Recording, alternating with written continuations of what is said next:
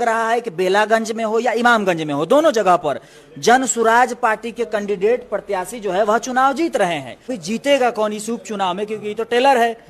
इसका पिक्चर पूरा तो 2025 का बिहार विधानसभा चुनाव है, यही रुख साफ हो जाएगा कि किसकी सरकार बन रही है और क्या बन रही है। तो जहां तक बताया जा रहा है कि अभी के हिसाब से जन सुराज सबसे आगे इसलिए चल रही है क्योंकि बदलाव का प्रयास किया जा रहा है जाति वाइज मीटिंग हो रहा है दोनों विधानसभा में, जाति वाइज। जैसे राजपूत समाज के लोगों का अलग मीटिंग हो रहा है रात रात भर, भूमिहार समाज का अलग हो रहा है, जितने भी कुशवाहा समाज के लोगों को बुलाकर लगातार सोशल मीडिया पर वीडियो है। कुशवाहा वोट में क्या बदलेगा, जो समझा रहे हैं वो वोट में बदलेगा? तो आखिर जानकारी लोगों तक जब पहुंचे, कितना पार्टियां आई, सब लोग जानकारी देते हैं, भैया ये गलत करा वो गलत करा। तो मोटरसाइकिल वाला को दे रहे हैं। अच्छा। और सुने हैं 5-6 हजार कार में स्टिकर चिपकाने वाला के दे।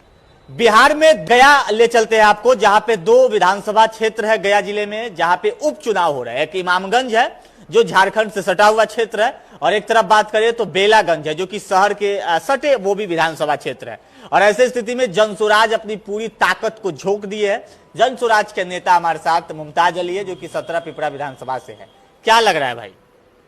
देखिए, सबसे पहली बात तो यह है कि जन सुराज में हम जुड़े हुए थे जन सुराज पार्टी बनने से पहले। अच्छा। अब समझ लीजिए, पहले जब से पार्टी बना है कुछ हद तक है जुड़े हुए, पूरी तरह से अभी जन सुराज में हम नहीं। पहले तक कंफर्म कर दीजिए कि जन सुराज में है कि इंडिविजुअल है, मतलब क्या इंडिविजुअल है। अभी हम किसी संगठन में या किसी दल किसी पार्टी में नहीं है। सबसे पहली बात। दूसरी बात कि जो विधानसभा का 4 विधानसभा की सीट पर जो उपचुनाव हो रहा है, जिसमें मुख्य जो है बेलागंज और इमामगंज है जिसकी आप बात कर रहे हैं, काफी चर्चा है वहाँ पे, तो दिग्गज प्रत्याशी उतारेगा। बिल्कुल, अब बहुपुतो उतरेगा तो दिग्गज तो होबे करेगा। एक घर का लोग, सारा लोग चुनाव लड़ जा रहा है, सब लोग जीत भी जा रहा है। ये दुर्भाग्यपूर्ण बात है बिहार के लिए कि एक घर का लोग, बेटा पुतो समधन समधिनी सब चुनाव लड़ भी रहा है और जीत भी रहा है। तो यह दुर्भाग्यपूर्ण है, इसलिए तो चर्चा का विषय है ये है।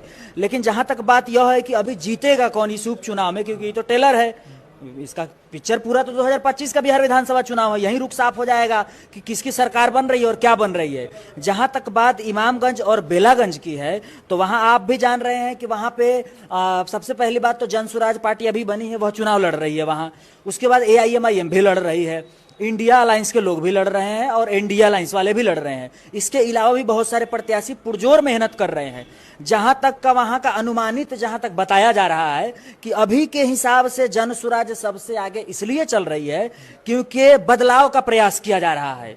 जो जाति समीकरण बता दीजिएगा, कौन सीट पे, बेलागंज या इमामगंज? नहीं, दोनों का आप हमको जाति फैक्टर बताइए क्या होगा। देखिए, दोनों जगह का लगभग सेम सिचुएशन है। ऐसे मत बोलिए, आप हमको जाति डिवाइड करके बताइए। तो जाति में हम बता रहे हैं ना। देखिए, मुसलमान किधर वोट देगा? देखिए, मुसलमान सबसे पहली बात है कि AIMIM जो पार्टी है, बिहार का मुसलमान नहीं जाता है, वोट ही नहीं देता है। अब क्या सोचता है पता नहीं, क्योंकि दूसरे जो सेकुलर पार्टी है उन्होंने दिमाग में भर दिया है बिहार के मुसलमानों को कि वोट कटवा पार्टी है, इसलिए AIMIM की तरफ लोग जाता नहीं है और RJD की तरफ आंख बंद करके भरोसा करके चला जाता है। लेकिन अभी परिवारवाद का जिक्र बड़ी तेजी से चल रहा है बिहार में, तो वहां हर बार चुनाव में चलता है। हाँ, तो वहां तो हर बार जनसुराज नहीं ना रहती है, समझ लीजिए। अब इस बार जो मुस्लिम कैंडिडेट दिया गया है, जनसुराज ने जो मुस्लिम प्रत्याशी उतारा है, वह 3 बार से लगातार चुनाव लड़ रहे हैं। कुछ वोट से हार जाते थे, थोड़ा थोड़ा वोट से, उस पर जनसुराज दाव लगा दी है। अब उसके बाद जो है रात रात भर जो मीटिंग हो रहा है, जाति वाइज मीटिंग हो रहा है दोनों विधानसभा में, जाति वाइज। जैसे राजपूत समाज के लोगों का अलग मीटिंग हो रहा है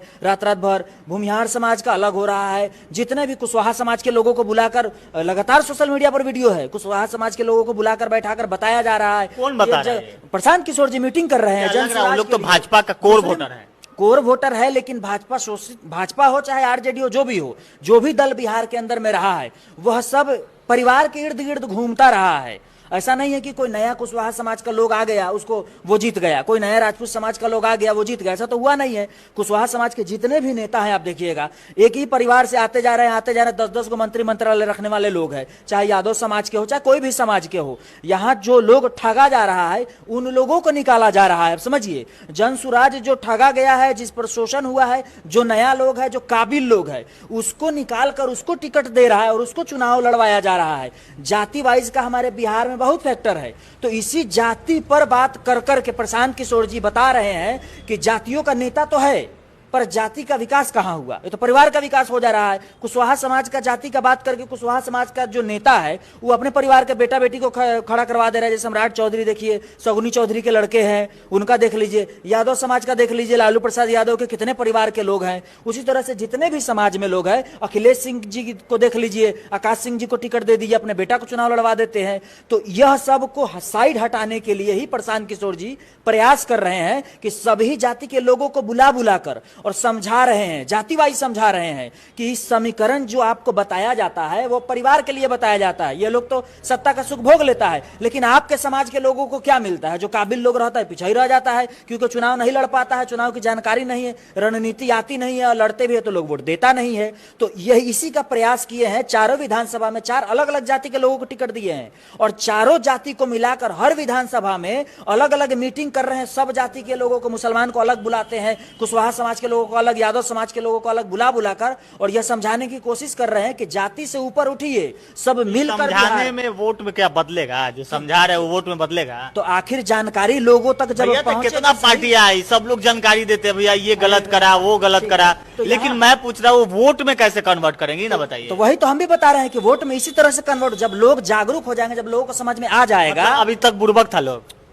नहीं, बुर्बक की बात नहीं है। पार्टी विशेष और जाति विशेष पर जो लोग जा रहे थे उनको यह समझ में नहीं आ रहा था कि भैया जाति पर वोट तो दे रहे हैं, लेकिन किसी परिवार के लोगों को वोट दे रहे हैं, जात का भला नहीं हो पाया है। यही बात बताया जा रहा है कि भैया जाति के नाम पर अगर देना ही है तो जो सबसे अच्छा लड़का है आपके जाति में उसको वोट दे दीजिए। अच्छा, एक बात, अगर आप बिहार और विकास का सोचिएगा, शिक्षा का सोचिएगा, बेहतर स्वास्थ्य व्यवस्था का सोचिएगा, तो ये सब आपके ख्याल नहीं आएगा। संभावी चौधरी को युवा नेता करके प्रोजेक्ट कर दिए, तो काहे नहीं यह भी बताना चाहिए ना कि भैया जो उनके पिताजी हैं वह जदयू के अभी सीएम बनने का सपना देख रहे हैं, तो बेटी सांसद बन रही है, बाप सीएम बनेगा, तो बाकी लोग क्या करेगा? बिहार का लोग वोट देगा। तो इसका मतलब मूर्खे न बना रहा है बिहार के लोगों को। तो यही तो जागरूक करने का काम कर रहे हैं प्रशांत किशोर जी। उनके फेरा में पड़ेगा लोग? तो नहीं पड़ेगा, तो जैसे भोग रहे क्या कर रहे हैं, 2500 मोटरसाइकिल वाला को दे रहे हैं। अच्छा। और सुने हैं 5-6 हजार कार में स्टिकर चिपकाने वाला को दे रहे हैं, तो मोबाइल में रिचार्ज करवा दे रहे हैं। उनका काम इतने हैं। तो जो पार्टी लोग जो है जो टिकट लेती और देती है, जो खरीद बिक्री होता है, वो आपको नहीं मालूम है? 2-2 करोड़ में, 3-3 करोड़ में विधायक खरीदा जाता है। चिल्ला चिल्ला के ये भी कह रहे थे कि हम साफ छवि वाले को टिकट देंगे, लेकिन उनके 2-2 प्रत्याशी है जिन पे संगीन आरोप लगे हैं, कई ऐसे धाराओं में संलिप्त है, उसके बावजूद उनको टिकट मिला। तो फिर आपकी बात नहीं, आपकी बात तो वही नेताओं में जा रहा है जो नेता पहले से बोलते हैं भाई हम साफ छवि को उतार रहे हैं, गुंडा को। नहीं, ऐसा कुछ नहीं। कोई गुंडा, उनका लिस्ट देखे हैं, नामांकन पत्र देखिए। ऐसा बहुत, यहाँ जमीनी विवाद नहीं होता है लोगों का आपस में, झगड़ा विवाद नहीं होता है, हत्या का विवाद हो, शराब बेचने का, गैंग चलाने का विवाद हो तब ना। अच्छा, साफ बताइए सीधा, बेलागंज में क्या होगा? देखिए, हमारा जहां तक अपना एक्सपीरियंस अनुमान है, लगभग अनुमानित यही लग रहा है कि बेलागंज में हो या इमामगंज में हो, दोनों जगह पर जन सुराज पार्टी के कैंडिडेट प्रत्याशी जो है वह चुनाव जीत रहे हैं। और ये जो बाकी लोग हैं, यह लोग भ्रम में जी रहे हैं कि इनको जैसे लोग पिछली बार वोट दिया था या उससे पहले पिछले बार वोट दिया था, जाति के नाम पर, धर्म के नाम पर, बकवास करने के नाम पर, वो इस बार नहीं होने जा रहा है। क्योंकि जागरूकता फैलाने के लिए वहां पे जन सुराज उतर चुकी है और साथ में AIMIM भी है, तो वो भी अच्छा काम कर रही है। अब ये तो खैर मैं अनुमानित बता रहा हूं, मेरा अनुमान जहां तक है कि जन सुराज पार्टी वहां से यह दोनों विधानसभा का सीट जीत रही है, अनुमानित।